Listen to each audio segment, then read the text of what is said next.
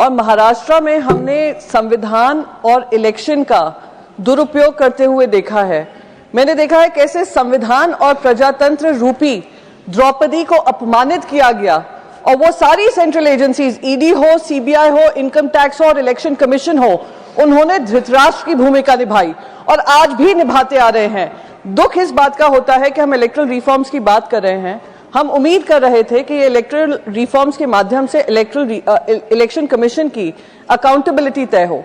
महाराष्ट्र में हमने वो स्वरूप देखा जो इलेक्शन कमीशन के ही अस्तित्व पे प्रश्न उठाता है।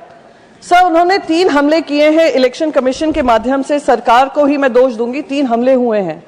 सबसे पहले वोट चोरी की बात तो सभी कर रहे हैं। वोट चोरी महाराष्ट्र में हमने देखी है कैसे लोकसभा से विधानसभा के बीचों बीच करीब 48 लाख नए मतदाता रजिस्टर किए जाते हैं और उनको मतदान करने का समय दिया जाता है। एक शिरडी में एक एड्रेस पर करीब 7,000 वोटर रजिस्टर होते हैं। और सर, अगर वोट चोरी के माध्यम से इनकी सरकार नहीं बनती है तो ये दूसरा हथकंडा अपनाते हैं, वो है पार्टी चोरी करना। वो महाराष्ट्र में हमने देखा किस तरीके से ईडी, सीबीआई, इनकम टैक्स का दुरुपयोग कर पार्टी को तोड़ा गया और पार्टी तोड़ने के बाद वही स्टेट इलेक्शन कमिश्नर का इस्तेमाल कर स्टेट इलेक्शन कमीशन का इस्तेमाल कर पार्टी का नाम और पार्टी का सिंबल दूसरों के हवाले कर दिया गया। और आज 3 साल हो गए हैं, हम वही लड़ाई सुप्रीम कोर्ट में लड़ रहे हैं। ये लड़ाई नहीं लड़नी होती है सर, सुप्रीम कोर्ट जाने की जरूरत नहीं पड़ती अगर इलेक्शन कमीशन पुख्ता होता, पर इलेक्शन कमीशन को ही खोखला कर दिया गया है। सर, तीसरा बहुत महत्वपूर्ण बात कि अगर पार्टी चोरी से भी इनका काम नहीं बनता तो ये लोग चंदा चोरी करने लगते हैं।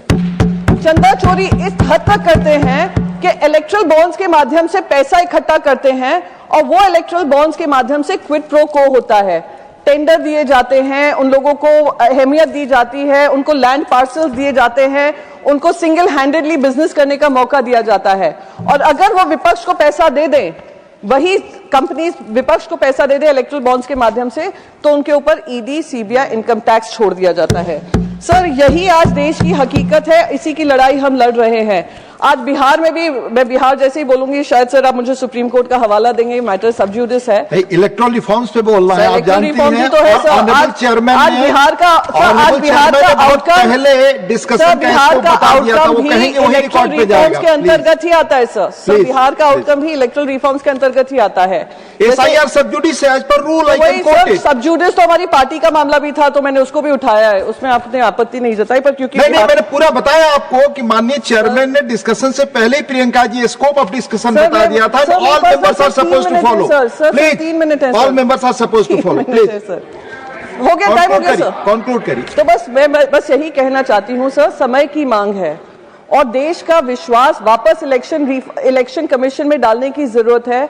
तो इलेक्शन कमिश्नर को जिस तरीके से सरकार बचाव करती है, खुद इलेक्शन कमीशन आकर ट्रांसपेरेंसी और अकाउंटेबिलिटी अपनी तय करे और जनता में फिर से वोटिंग का जो इंपॉर्टेंस है, महत्व है, उसका पूरा जिम्मेदारी निभाए। Thank you so much. जय हिंद, वंदे मातरम।